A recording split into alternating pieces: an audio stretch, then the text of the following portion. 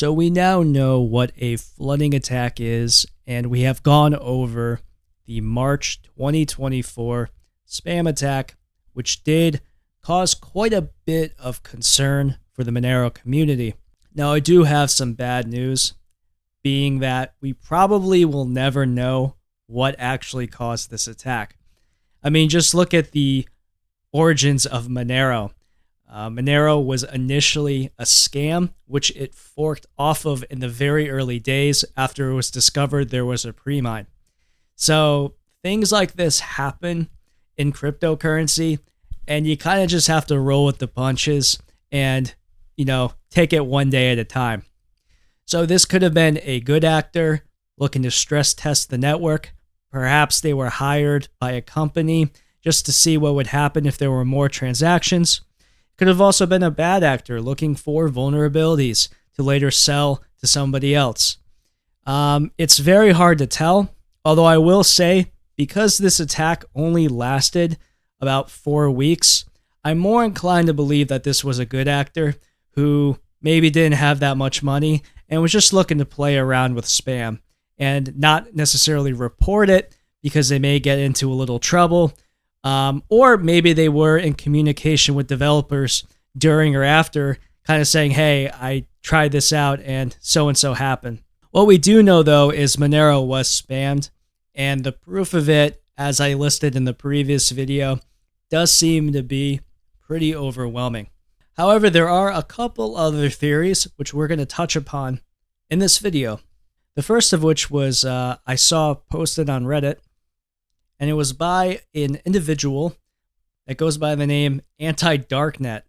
Now, this guy, Anti-Darknet, he has this whole manifesto he wrote talking about how he wants to take down the CP markets as well as the drug markets.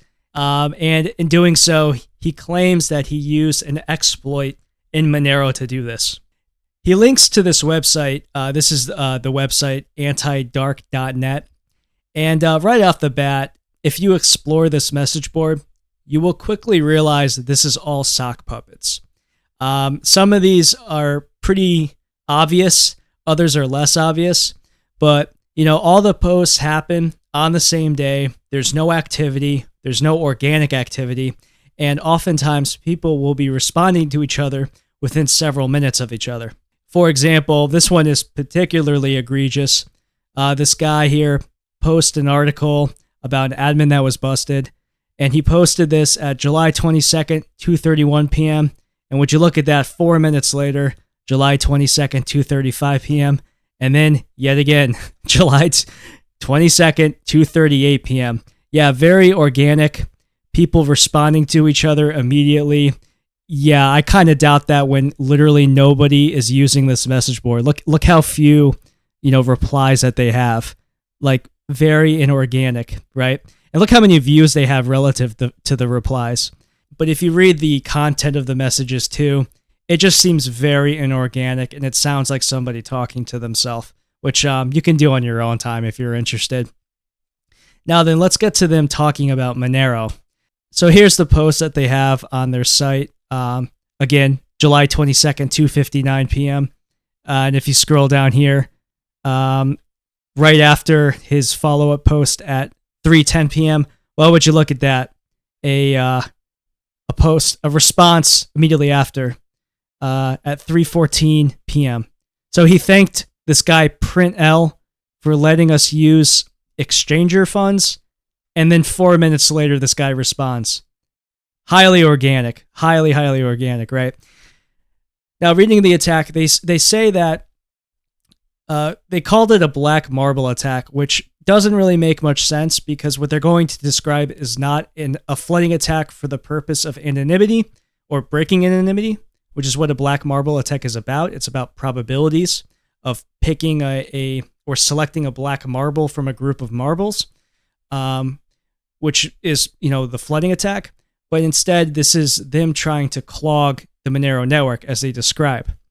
So the attack was done in a very simplistic way without much scripting. All you had to do was use the official RPC to create 200,000 accounts per wallet, create 2 or 3 wallets each with 200,000 accounts, start depositing money to each of these accounts in very small amounts. wait some hours to have all of them verified. It seems like a highly simplified version of what a script would do. But, instead of posting actual proof of him doing it, he kind of just describes it in a way that doesn't really make much sense based on what I'm seeing here. To the funding, he says that it cost him $30,000 in fees. We know that that is overestimating by about $20,000, according to the research done by Rucknium. So he's lying here.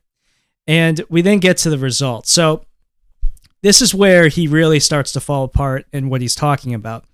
He says the majority of active marketplaces were affected. That right there is a lie. You can go on Dread and look this stuff up. Nobody was reporting their markets were going down because of this. Not a single one. What was happening was people were saying that Monero transactions were taking longer than usual. That's it. That doesn't stop a market from running. It just means that transactions are delayed. So even if he's telling the truth about clogging the Monero network, this statement is just simply inaccurate, and there's absolutely no proof of it.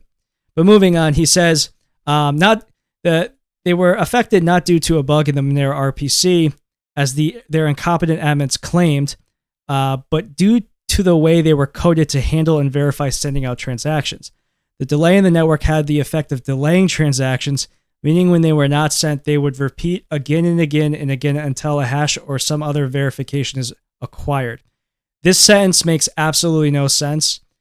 When a transaction is delayed, in this case, what was happening with Monero is everyone was sending minimum fees, so their transactions were sitting in the mempool, all at the minimum fee. And because Monero does not have replace by fee, you couldn't just replace the transaction in the mempool with a higher fee. So you had to wait. So they weren't being sent again and again and again, like he claims, until a hash or some other verification is acquired. I have no idea what he means by that. No, what was happening was, if anything, people had to wait for their transactions to be sent because they selected the minimum fee. Really poor choice of coding practice, and it only shows these darknet market admins are nothing more than inexperienced kids who lie to their customers. And this is really the subtext to all this. He has some beef with the guy from Archetype and other admins here, and this is all trolling. If you actually press him on any specifics involving Monero, he just starts talking about his philosophy about getting rid of darknet markets and how much he hates the guy from Archetype. It's very bizarre. He's not getting into any specifics. He's not showing any proof because there is no proof because he's making all this up. He goes on talking about deception, blah, blah, blah. So then we get to this part, and this is really, again, it makes no sense. The first reward was we were able to reach one of our goals to completely dismantle a marketplace. No proof of this, by the way. Not a single shred of evidence. No Dread post, nothing. He says several markets suffered and some folded, such as Cypher Marketplace. Again, no proof of this. He's just saying it because these markets no longer exist and they can't come out and say, no, we're not folding. He's just literally selecting markets that did fold and claiming that he did it with no proof. No, he has no, PGP messages from them, nothing.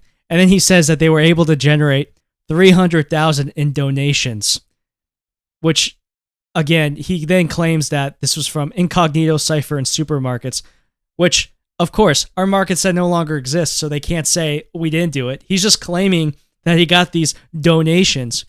And the thing is, he claims he got 300,000 in donations. Well, why hasn't he done literally anything else to Monero since then? If you have $300,000 in donations, you could be spamming Monero constantly. It's not like there's a fix really out there to prevent flooding attacks right now. He could do it right now. So anyways, this is all a bunch of crap, and it gets worse too. You can go on Dread and look this guy up. He's a troll. A lot of people on there are saying he's a troll. And it's funny too. I don't think anyone on Dread actually went this extra step of going to this website, because once you go here and see it's all sock puppets and see it's all fake, it quickly takes away the illusion of what this was. So moving on, we now get to my schizo conspiracy theory, which is also probably not true, But what I like about this hypothetical is it is going to combine what we've learned so far in this series with poison outputs and flooding attacks with what we're going to learn later in the series, which involves coin swap services and timing analysis. So what am I talking about? Well, earlier this year, a major company in the United States, was ransom attacked. And this company was United Health. This was one of the largest ransomware attacks in history, and it totally crippled this company. It cost them like hundreds of millions of dollars. It was a total PR disaster. Now, they were ransomware attacked at the end of February, and they made their payment on March 1st, 2024. Now, what's significant about this is we actually have the publicly visible $22 million transaction that they made as proof that this transaction happened. And if you go to this transaction, well, would you look at that? All the Bitcoin left the wallet on 3/3/2024. Why is that important? Well, what happened on 3/3/2024? Well, I have the date right here. It is the day in which Monero started to get spam attacked, right there on 3/3/2024. Now, why would a chain analysis company want to flood the blockchain? They want to make sure that if this person is going to swap into Monero, that they will own the majority of the outputs on the blockchain. Now, to give you a little preview of what's to come in this series, we're going to be talking a lot about coin swap services. The new meta for how to acquire Monero, especially if you don't want to use KYC, is to buy a cryptocurrency that is liquid, such as Bitcoin or actually Litecoin, which is even more popular in certain cases. In fact, Litecoin is recommended in the Darknet Bible. But people are buying these liquid coins and then going to websites like Truckador or using wallets like Cake Wallet and swapping into Monero. So if you're a chain analysis company, it may make sense to flood the blockchain with poison outputs and then monitor these coin swap services. So it would make sense that, hey, we just had this $22 million spam attack. This company really wants us to try to find out who did it. Let's spend some of the money that they gave us. Let's spam the Monero blockchain, and this will just increase our odds that we can follow this Bitcoin being turned into Monero. The thing about these high-profile ransomware attacks is you have to pay it in Bitcoin just because Monero isn't as liquid, right? So the ransomware attackers receive 22 million in Bitcoin. Well, they want to separate themselves from the funds in most cases, right? How can you do that? Well, you can swap it into Monero. And that is presumably what they did. We know that other ransomware people have done that. And we also know other ransomware attacks have actually requested Monero at a discount relative to Bitcoin for this exact reason. They don't want to deal with Bitcoin. They just want to deal with Monero. The thing is, when looking at the transactions on this block explorer, the majority of the transactions were later sent in April, actually. So this is one of the Bitcoin transactions that was later sent, and it was sent on March 11th.